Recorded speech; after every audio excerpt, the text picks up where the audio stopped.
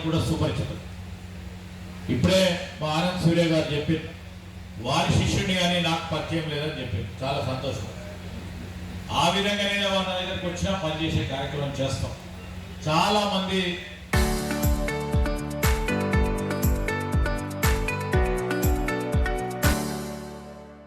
మరి సంస్థలు, సంఘాలు, సమైక్యలు, యువజన బ్రాహ్మణ సంఘాలు, అర్చక సంఘాలు, మనకు సంబంధించిన ఇప్పుడే వేణుగోపాలాచారి సాబ్ చెప్పినట్టు వివిధ వర్గాలు ఉన్నాయి. వాటన్నిటికీ కూడా ప్రాతినిధ్యం వహించాలి అనే ఉద్దేశంతోనే ఈరోజు శ్రీనివాస్ గారిని, సుబ్రహ్మణ్యం గారిని మేము ముందు ఉంచడం జరిగింది. ముఖ్యమంత్రి రేవంత్ రెడ్డి గారు ఈరోజు కాంగ్రెస్ పార్టీ ప్రభుత్వం, కాంగ్రెస్ పార్టీ పక్షాన మా పిసిసి అధ్యక్షులు మహేష్ కుమార్ గౌడ్ గారు కూడా మరి అందరూ కూర్చొని నిర్ణయం తీసుకోవడం జరిగింది. ఒక్కరు నిర్ణయం తీసుకోలేదు. ఈరోజు బ్యాక్గ్రౌండ్ చెక్ కూడా ఉంటుంది. అందుకనే ఆషామాషిగా ఎవడో పనికిరానోడు వచ్చి మళ్ళీ ఎక్కడో మాట్లాడితే కాంగ్రెస్ పార్టీని అప్రతిష్ట పాలు చేసే కార్యాచరణ తీసుకొని ఇతర పార్టీలకు సంబంధించి సోషల్ మీడియాలో పెట్టే ప్రయత్నం చేస్తే ఈరోజు సహిస్తూ ఊరుకో. ఇక్కడ మేము రాజకీయం చేస్తూ ఉన్నాం, రాజకీయంలో ఉన్నాం. ఖచ్చితంగా కూడా ఆ పరంగా ముందుకు అడుగులు వేసే కార్యక్రమం చేస్తాం.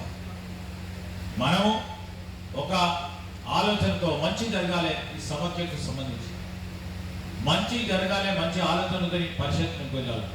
ఇప్పుడే సోదరులు చెప్పారు, ఒక్క నెల రోజుల లోపల మరి పెద్దలందరి సమక్షంలో అందరి సహకారం తీసుకునే మరి శ్రీనివాస్ గారు కానీ, సుబ్రహ్మణ్యం గారు కానీ మనకు కావాల్సిన క్రెడిట్ సొసైటీ అంటే ఫైనాన్స్ క్రెడిట్ సొసైటీని ఏర్పాటు చేసే కార్యాచరణ మొదలు పెట్టబోతా ఉన్నాం. అతి త్వరలో మొదలుపెట్టే కార్యక్రమం చేస్తున్నారు. వారి ఆధ్వర్యంలో మొదటి అడుగు ఆనంద్ సూర్య గారు అక్కడ చేసినారు. ఎక్కడ? ఆంధ్రప్రదేశ్లో. దానికంటే మెరుగైన రీతిలో ఈ ప్రాంతాలకు సంబంధించి, భాగ్యనగర్కి సంబంధించి కానీ మొత్తం ఉమ్మడి మన తెలంగాణలో ఉన్న 10 జిల్లాలు ఉమ్మడి, ఇప్పుడు 33 జిల్లాలకు సంబంధించి కూడా బ్రాహ్మణులకు సంబంధించి, పేద వర్గాలకు సంబంధించి ఈ క్రెడిట్ సొసైటీ ఉపయోగపడాలనే ఆలోచన దృక్పథం ఏదైతే చెప్పారో దాని క్రమంలో ముందుకు తీసుకెళ్ళడం జరుగుతుంది. సంక్షేమ పరిషత్కు సంబంధించిన చైర్మన్ కావాలని, వైస్ చైర్మన్ కావాలని, డైరెక్టర్లు కావాలని అనేక మంది కోరినప్పటికీ చాలా మంది ఏకాభిప్రాయంతో ఒక ఆలోచన చేసి గౌరవ ముఖ్యమంత్రి రేవంత్ రెడ్డి గారు, అదేవిధంగా పెద్దలు మరి మా సోదరి మరి కొండ సురేఖ గారు మంచి చేయాలనే ఒక తపనతో, మంచి ఆలోచనతో, సేవా దృక్పథం ఉన్న సోదరులు బసవరాజు శ్రీనివాస్ గారిని, అదేవిధంగా సుబ్రహ్మణ్యం గారిని నియామకం చేయడం జరిగింది. కాంగ్రెస్ పార్టీకి సంబంధించిన వ్యక్తులుగా ఈరోజు మన రాష్ట్రానికి సంబంధించిన వ్యక్తిగా, నల్గొండ జిల్లా వాసిగా ఈరోజు బసవరాజు శ్రీనివాస్ గారు, ఏమంటావో జగన్మోహన్ నవ్వుతావు, శ్రీనివాస్ ని నియామకం చేయడం జరిగింది. ఈరోజు నేను కోరుతా ఉన్నాం, బ్రాహ్మణత్వం అంటే ఖచ్చితంగా అందరూ ఒక తాటిపై వచ్చినప్పుడు శక్తిగా నిలబడుతుంది. మనలో ఉన్నది, మనలో ఆలోచన ఉన్నది, అందరూ చాలా విఘ్నులు, మేధావులు కనుక ఒక తాటిపై రావడానికి కష్టతరమైన సాధన. ఆ భారం ఈరోజు ఇప్పుడు మళ్ళీ మా శ్రీనివాస్ గారు, మా సుబ్రహ్మణ్యం గారు డైరెక్టర్లు తీసుకున్నారు. చాలా సంఘాలు ఉన్నాయి, చాలా సమైక్యలు ఉన్నాయి, చాలా మందికి మరి పని చేస్తూ ఉన్నారు, చాలా తృష్ణతో పనిచేస్తూ ఉన్నారు. చాలా మంది కూడా మరి స్వచ్ఛంద సంస్థలు పెట్టుకొని ముందుకు నడుస్తూ ఉన్నారు. వారందరినీ కూడా అభినందిస్తూ ఉన్నాను ఈ వేదిక ద్వారా. మా అర్చక సోదరులే కానీ, అదేవిధంగా చాలా మందిని చూస్తూ ఉంటాం. నాకు చాలా మంది కూడా పరిచయం ఉండరు, ఎందుకంటే నేను ఎప్పుడు కూడా మా వేణుగోపాలాచారి అందరికి చెప్తా ఉంటాను, అది మీ బాధ్యత, మీరు చూడండి.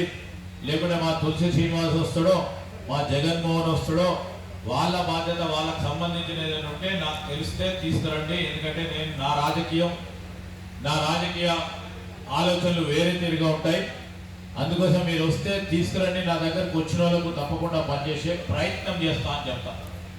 ఊర్లో ఒక్కరుంటారో, ఇద్దరుంటారో, ముగ్గురుంటారు, కానీ వారికి ఒక గౌరవం ఉంటుంది. ఒక అర్చకుడు ఒక ఊర్లో ఒక్కడే అర్చకుడు ఉంటాడు. మా ఊర్లో ఒక్కడే అర్చకుడు. నేనంటే రాజకీయాల్లో ఉన్నా, లేకుంటే ఊరి పరంగా ఉన్న చాలా మంది కూడా పోయి వాళ్ళ దగ్గర సలహా సూచనలు తీసుకుంటారు. ఎందుకంటే నీతివంతంగా, పారదర్శకంగా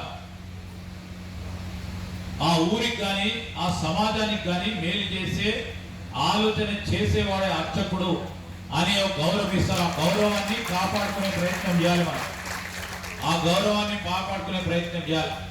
అన్ని వర్గాల ప్రజలు ఈరోజు పూజకు కావాలన్నా, ఇంకా ఇతరతర కార్యక్రమాలు కావాలన్నా పూజారి దగ్గరికి ఎందుకు వస్తారు? మంచి చేస్తారని వస్తారు. లోక కళ్యాణం గురించి మాట్లాడేవాడే ఎవరైనా అసలైన బ్రాహ్మణుడు. లోక కళ్యాణం గురించి మాట్లాడటం అంటే కేవలం బ్రాహ్మణులకే కాదు, అన్ని వర్గాలకు సంబంధించి మేలు చేసేవాడే బ్రాహ్మడు. అన్ని వర్గాల సంక్షేమం కోరేవాడే బ్రాహ్మడు. అన్ని జాతులకు సంబంధించిన సంక్షేమం కోరేవాడే బ్రాహ్మడని ఈరోజు సర్వే జన సుఖినో భవంతు అని మనం గుడిలో పూజ చేసినప్పుడు ఆ పూజారి మరి మనందరికీ కూడా అందరూ బాగుండాలని ఆలోచన చేసేవారు కనుకనే అందరూ మనం గౌరవిస్తాం. ఆ గౌరవానికి అనుగుణంగా మనం అడుగులు వేస్తే గౌరవం దక్కుతుంది. ఆ గౌరవానికి అనుగుణంగా పక్కకు దొక్కితే గౌరవం కూడా పోతుంది. దాన్ని దృష్టిలో పెట్టుకొని ముందుకు నడిచే ప్రయత్నం చేయాలని నేను మనందరిని కూడా కోరుతా ఉన్నాను. మన అందరి గురించి ఆలోచన చేద్దాం. మన గురించి ఆలోచన చేయాల్సిన, కుటుంబం గురించి ఆలోచన చేయాల్సిన అవసరం ఉంటుంది. కుటుంబంతో ఈరోజు మొత్తం ఈ రాష్ట్రంలో ఉన్న ప్రతి ఒక్కరు సుఖ సంతోషాలతో ఉండాలని అనునిత్యం పూజ చేస్తూ ఉన్నవారు అదే విధమైన ప్రయత్నం చేయాలి. ఈరోజు రాజకీయ పరంగా మేము 3-4 ఉండొచ్చుకున్నాం వేదిక పైన.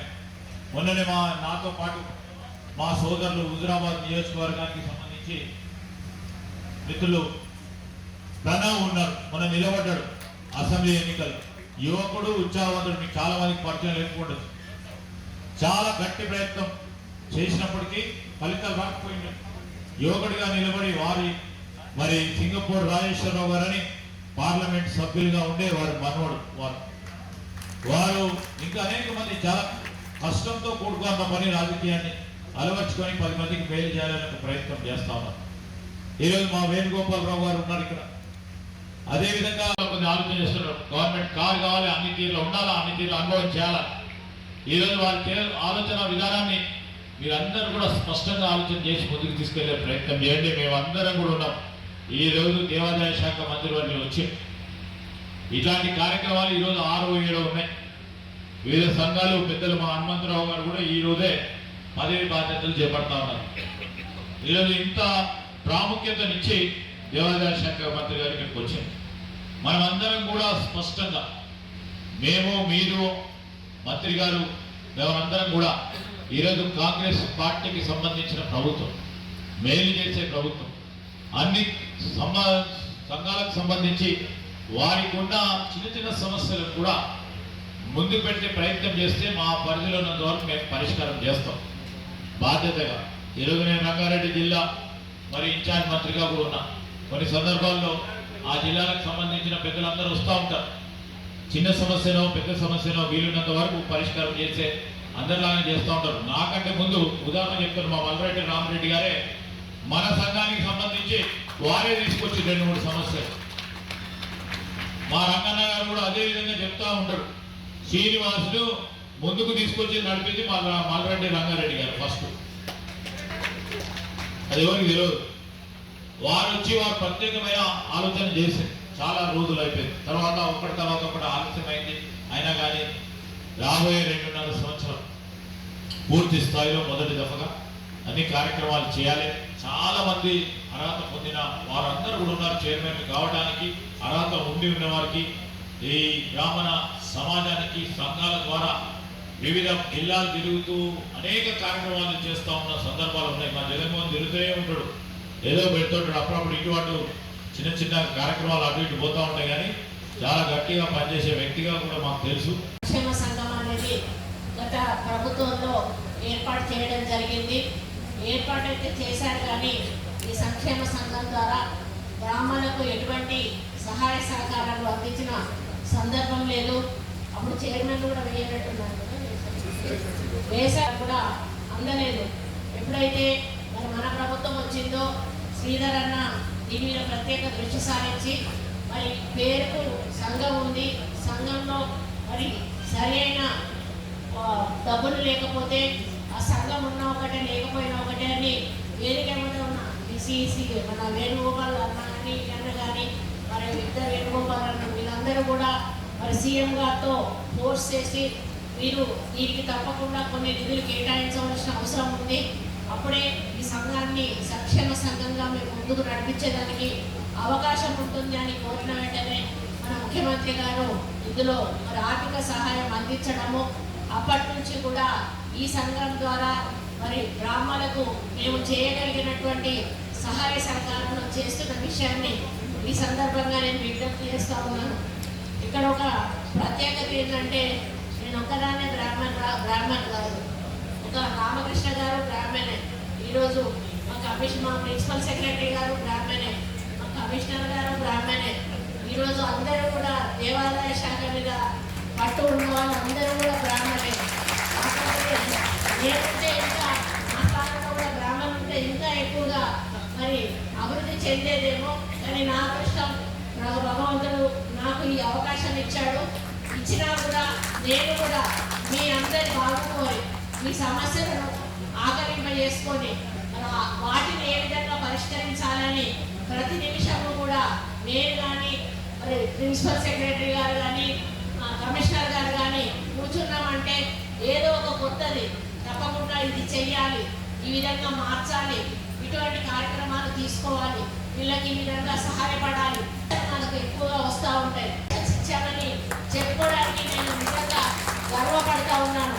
ఇంకా మన ముఖ్యమంత్రి గారు టెంపుల్ టూరిజంని ఎంకరేజ్ చేయడానికి ఈరోజు బాసర కానీ భద్రాచలం కానీ కాళేశ్వరం కానీ మరి అదేవిధంగా అన్న వాళ్ళ కాన్స్టిట్యూన్సీలో కూడా మొన్న వారు అక్కడ కూడా ఫౌండేషన్ వేయడం జరిగింది.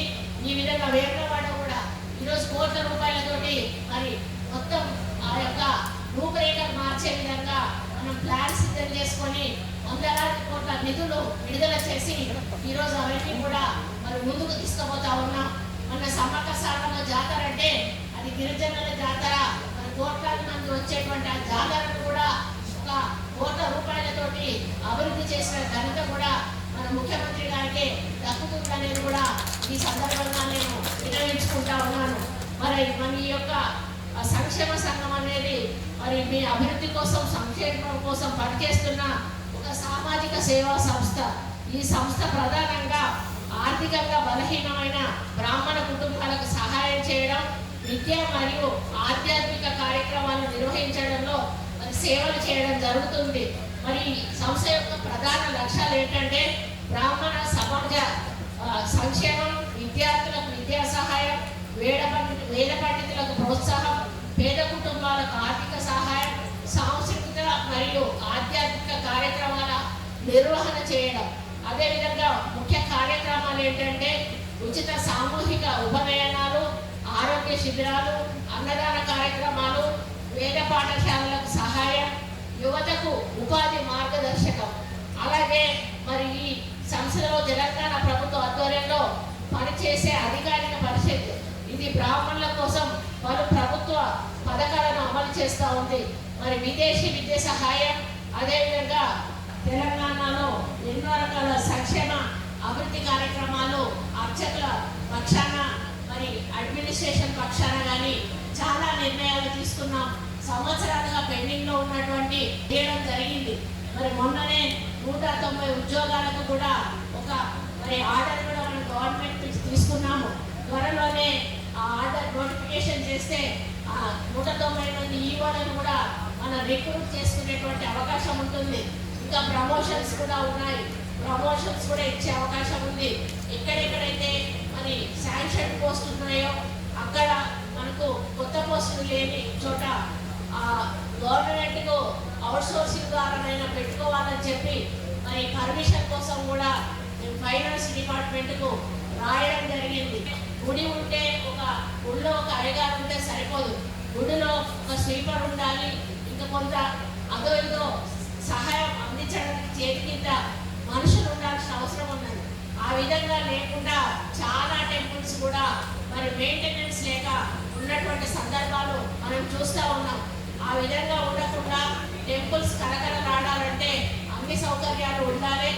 ఒక ఊరికి వెళ్ళినప్పుడు మొదలు ఎవరైనా ఏమడుగుతారంటే ఈ ఊర్లో గుడి ఉందా అంటారు. అడిగిన తర్వాత బడి ఉందా అని అడుగుతారు. గుడి బడి లేని ఊరు అంటే కూడా అందరూ కూడా చిన్న చూపు చూస్తారు. మా అత్త వాళ్ళ ఊర్లో గుడి లేదు. గుడి లేకపోతే అయ్యగారులు వచ్చేది. మధ్యరాత్రి ముహూర్తాలు కదా, అప్పుడు ఆయన కూర్చొని ఉండేటోడుగా నిద్రపోయేటోడు కాదు. గుడి లేని ఊళ్ళో అయ్యగారులు నిద్ర చేయరు. ఆయన తెల్లారే వరకు తిట్టుకుంటేనే, అంటే ఆ ఊళ్ళో కొంచెం పెద్ద మనిషి, ఆయన చాదస్తం ఎక్కువ అన్నాడు. ఎంత పెద్ద అరే ఒరే అనే పిలిచేటోడు. కిషయ్య గారు ఉంటాడు. ఆ అత్తమ్మ వాళ్ళ పెళ్లి నుంచి మొదలు పెడితే నా పెళ్లి అయినట్టు కూడా చాలా మంది పెళ్లిళ్ళు చేసింది. అంత పండు ముసలాయన అన్నట్టు.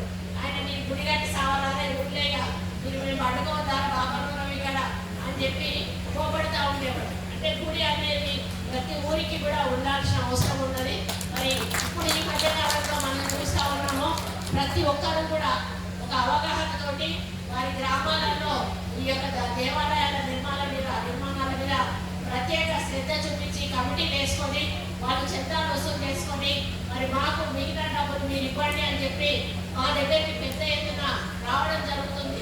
ఇప్పటికే దాదాపు 300 గవర్నమెంట్ టేక్ ఓవర్ చేసి చాలా వరకు రిలీజ్ చేయడం జరిగింది. ఇంకా ఈ గవర్నమెంట్లో కూడా ఫర్దర్ ఈ ఇయర్ బడ్జెట్ కానీ పోయినసారి బడ్జెట్లో కానీ ఇంకా పెండింగ్ ఇష్యూస్ ఉన్నాయి. అవన్నీ కూడా టోకెన్స్ రిలీజ్ ఉన్న ఫండ్స్ కూడా ఉన్నాయి. అవన్నీ కూడా మంత్రివర్యుల సహకారంతో నేను ఎంబడబడి వారందరినీ కూడా వారిని ఫాలో అప్ చేసి అది రిలీజ్ చేసి మనందరికీ మంచి జరిగేటట్టు ప్రయత్నం చేశాను.